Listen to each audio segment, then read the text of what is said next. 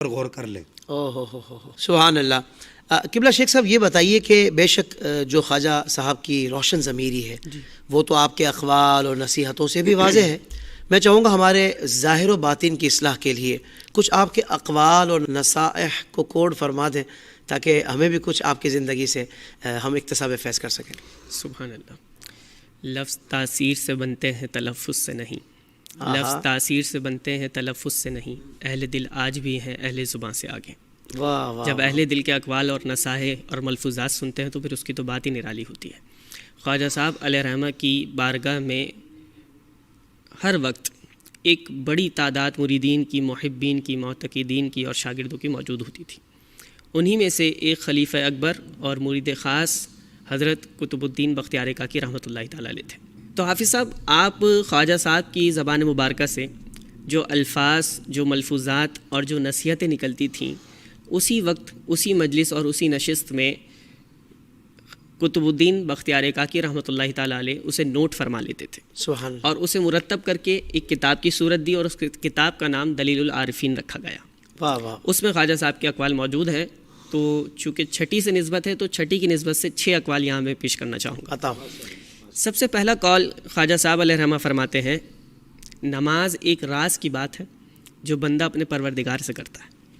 واہ واہ۔ کنز العمال شریف کی روایت، کنز العمال شریف کی روایت، حضور علیہ السلام نے ارشاد فرمایا کہ نماز پڑھنے والا ایسا ہے جیسے وہ اپنے پروردگار سے بات کر رہا ہے۔ واہ واہ۔ حدیث کی عکاس۔ پھر فرمایا، خواجہ صاحب فرماتے ہیں سیکنڈ کال، فرمایا جو جھوٹی قسم کھاتا ہے وہ اپنے گھر کو ویران کر لیتا ہے اور اس کے گھر سے خیر و برکت اٹھ جاتی ہے۔ اللہ۔ جھوٹی قسم کی وعیدات پہ پورے باب بندے ہوئے ہیں کتابوں میں۔ خواجہ صاحب علیہ رحمہ فرماتے ہیں مصیبت زدہ کی مصیبت کو دور کرنا، حاجت مند کی حاجت کو پورا کرنا، بھوکے کو کھانا کھلانا، یہ تمام وہ باتیں ہیں جو اللہ تعالیٰ کے یہاں بڑا مرتبہ رکھتی ہیں۔ واہ واہ واہ۔ یہ تعلیمات کا نچوڑ ہے آپ کے الفاظ میں، آپ کے ملفوظات اور آپ کی نصیحتوں میں۔ خواجہ صاحب علیہ رحمہ نے ایک بہت ہی کمال قول ارشاد فرمایا، فرمایا نیکوں کی صحبت نیک کام سے بہتر ہے۔ اللہ اکبر۔ نیکوں کی صحبت، اس کی لاجک بھی میں نا حافظ صاحب عرض کرتا ہوں، بہت خوب۔ میں نے اس پہ غور کیا نا شاہ جی، تو مجھے لاجک سمجھ میں آئی۔ نیکوں کی صحبت نیک کام سے بہتر، اور بدوں کی سنگت، گیدرنگ، صحبت بدی سے بھی بدتر۔ ہاں۔ ایسا کیوں؟ بہت خوب۔ کہا ایک بندہ نیکوں کی صحبت میں بیٹھا ہے نا، اولیاء اللہ کی، علماء کی، نیکوکاروں کی مجلس میں بیٹھا ہوا ہے، اور ایک بندہ تنہائی میں انفرادی طور پہ عبادت کر رہا ہے۔ اب یہ نیکوں کی صحبت میں اور وہ نیکی میں ہے، تو یہ جو نیکوں کی صحبت میں نا، شیطان کا اس کو ہلانا جھلانا تھوڑا مشکل ہو جائے گا، کیونکہ اللہ والوں کے قریب ہے۔ لیکن وہ جو تنہائی میں نیکیاں کر رہا ہے نا، اسے یوں شیطان ورگلا دے گا، یوں بہکا دے گا۔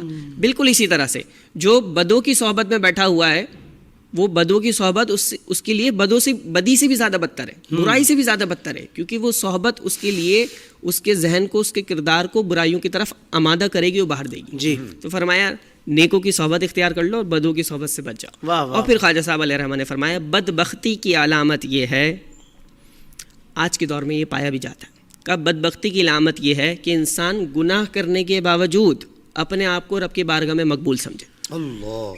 یہ بدبختی کی علامت ہے۔ اگر آج، کیونکہ اصلاح کا پیغام بھی ہے ہمارے ویورز، ہمارے ناظرین میں، اگر کوئی اس کیفیت سے گزر رہا ہے تو خواجہ صاحب نے اسے کیا لقب دیا؟ فرمایا بدبختی کی علامت ہے بندہ گناہ بھی کرے اور یہ بھی سمجھے میں بڑا مقبول ہو گیا ہوں رب کی بارگاہ میں۔ اور آخری قول حافظ صاحب خواجہ صاحب علیہ رحمہ نے فرمایا کہ جو اللہ کا دوست ہے اس میں 3 خوبیاں پائی جائیں گی، اور بہت ہی کمال خوبیاں ہیں۔ فرماتے ہیں کہ جو رب کا دوست ہے نا، اس میں 3 خوبیاں تو مسٹ ہیں، پائی جائیں گی۔ وہ کیا؟ فرمایا اس کے اندر سخاوت ہوگی دریا جیسی۔ واہ۔ ایک کوالٹی کے ساتھ ایگزامپل ہو رہی ہے بیان۔ فرمایا سخاوت ہوگی دریا جیسی، واہ۔ اور شفقت ہوگی سورج جیسی، اور عاجزی ہوگی زمین جیسی۔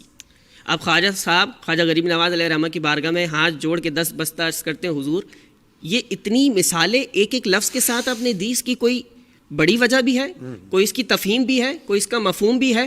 ہاں، کہا سخاوت ہوگی دریا جیسی۔ دریا پہ غور کرو تو پتہ چلے گا، جب دریا سے کوئی پانی بھرتا ہے تو دریا منع نہیں کرتا کہ نہیں تو گورا ہے، تو کالا ہے، تو سخی ہے، تو امیر ہے، تو غریب ہے، کوئی کسی کو نہیں منع کرتا۔ جس نے بھرنا ہے بھرو اور لے جاؤ، سیراب ہو جاؤ۔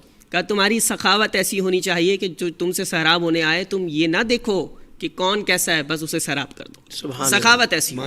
پھر فرمایا شفقت سورج جیسی، جب سورج ابھرتا ہے اور نکھرتا ہے اور اپنے آب و تاب کے ساتھ روشن ہوتا ہے تو سورج یہ نہیں دیکھتا کہ میں نے اپنی سورج کہتا ہے کہ میں نے اپنی کرنیں نیکوکار کے آنگن میں دینی ہے، بدکار کے نہیں، امیروں کو دینی ہے، غریبوں کو نہیں، کہ نہیں، سورج بلا امتیاز اور بلا تفریق امیر غریب کے رنگ و نسل کے سب کو اپنی کرنوں سے مالا مال اور فیضیاب کر دیتا ہے.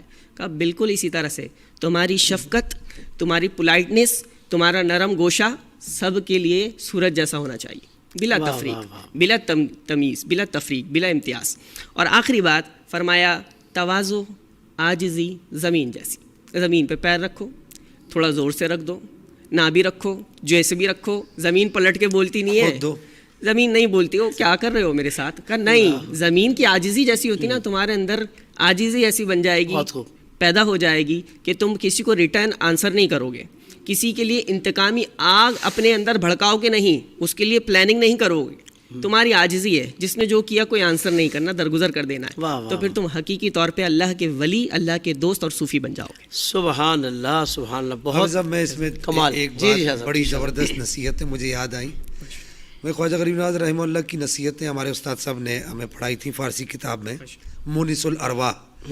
اس میں تو مجھے یاد آیا کہ آپ نے خواجہ قطب الدین بختیار کاکی رحمہ اللہ کو جب آپ جا رہے تھے تبلیغ کے لیے، بہت بڑے ایک اللہ کے ولی تھے آپ بھی، تو آپ نے کہا کہ مجھے کچھ نصیحتیں کریں. تو ان میں سے 2 نصیحتیں، 4 کی میں 2 پھر بات طویل ہو جائے گی، 2 نصیحتیں آپ نے کی. آپ نے کہا کہ 4 کی، ان میں سے 2 میں عرض کر دیتا ہوں.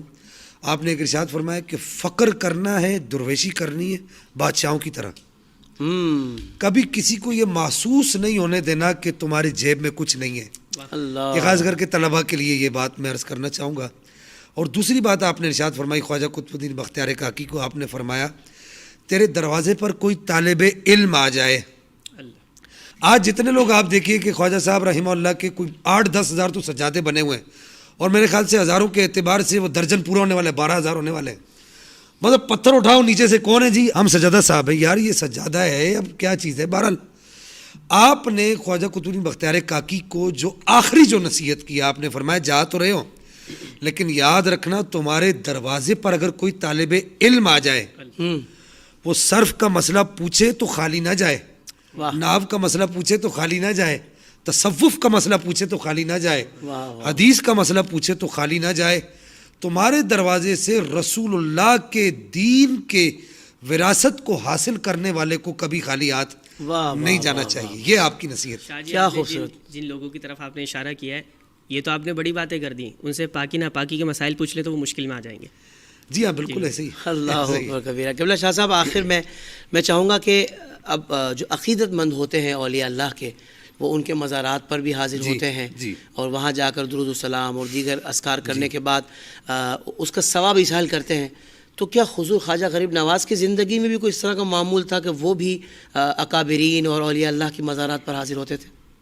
دیکھیے حافظ صاحب، اس وقت جو بہت بڑے بڑے فتنے جو اس وقت ہماری ینگ جنریشن کے اندر منتقل ہو رہے ہیں، جی، اس میں سے ایک یہ بھی ہے کہ ہماری ینگ جنریشن کو یہ بتایا جا رہا ہے کہ یہ جو مزارات پر جو جانے کا جو سلسلہ ہے، یہ دین اسلام میں اس کی کوئی حقیقت نہیں ہے. اللہ. دیکھیے اگر آپ انبیاء کرام علیہ السلام کی زندگی کو اٹھا کر دیکھیے تو تقریباً تمام انبیاء کرام ایک دوسرے کے مزارات پر جایا کرتے تھے. نبی پاک علیہ السلام ارشاد فرماتے ہیں کہ میں حضرت موسیٰ علیہ السلام کی قبر پر گیا. میں سوال کرنا چاہتا ہوں ان لوگوں سے کہ نبی پاک جب قبر پر گئے تو بھائی تمہیں کیا پریشانی ہے؟ اللہ اکبر. اور پھر آپ فرماتے ہیں کہ میں حضرت عیسیٰ علیہ السلام کی ولادت گاہ پر گیا. زندہ باد.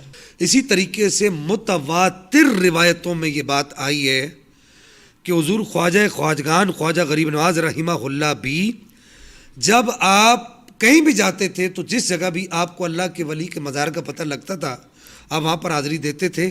بالخصوص جب آپ اپنا زیارت حج کے بعد جب آپ ہندوستان تشریف لا رہے تھے تو واپسی پر آپ جہاں جہاں سے گزرے جتنے بھی اللہ کے ولیوں کے مزارات آئے آپ وہاں پر آپ نے حاضری دی اس سنت کو زندہ کرنے کے لیے.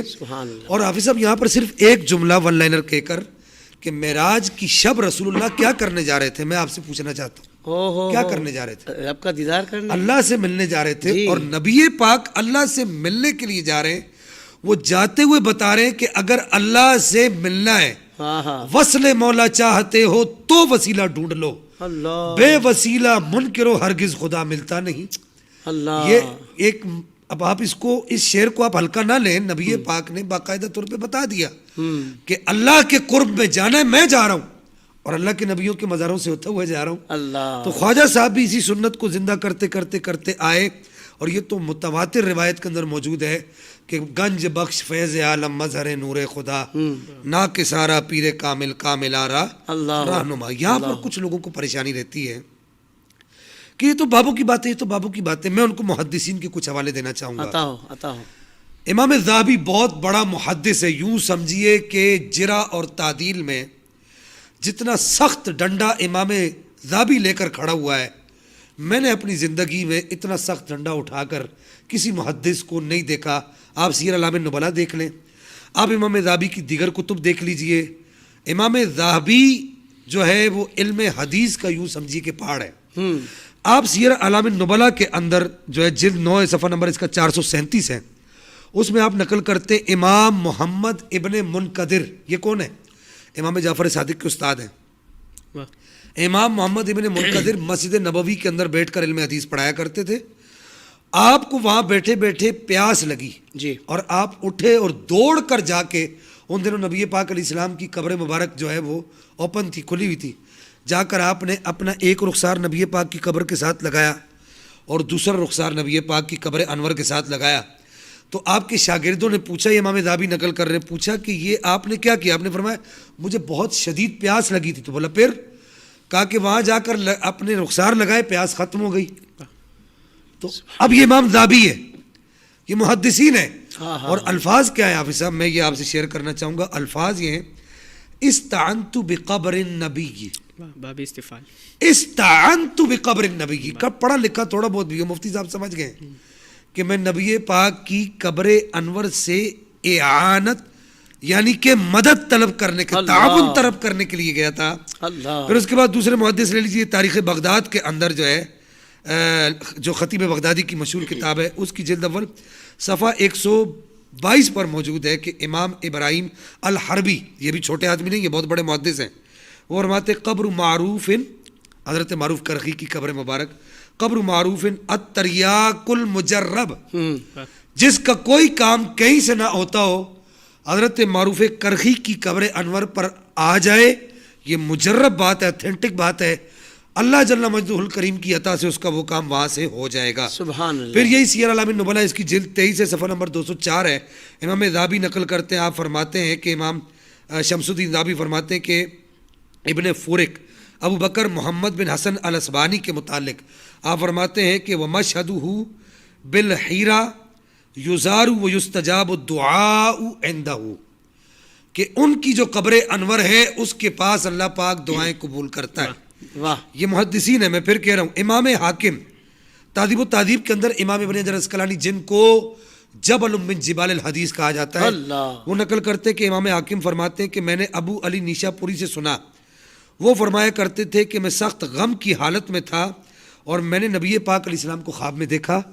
نبی پاک علیہ السلام نے مجھے ارشاد فرمایا کہ سر الی قبر یحیی بن یحیی واستغفر وصل تقضی حاجتک، کہ نبی پاک نے خواب میں آ کر ارشاد فرمایا، امام حاکم کہہ رہے ہیں، نقل کرنے والا بھی محدث ہے، ابن حجر اسقلانی جبل من جبال الحدیث ہے، اور جرح اور تعدیل کا یوں سمجھیے کہ امام ہے۔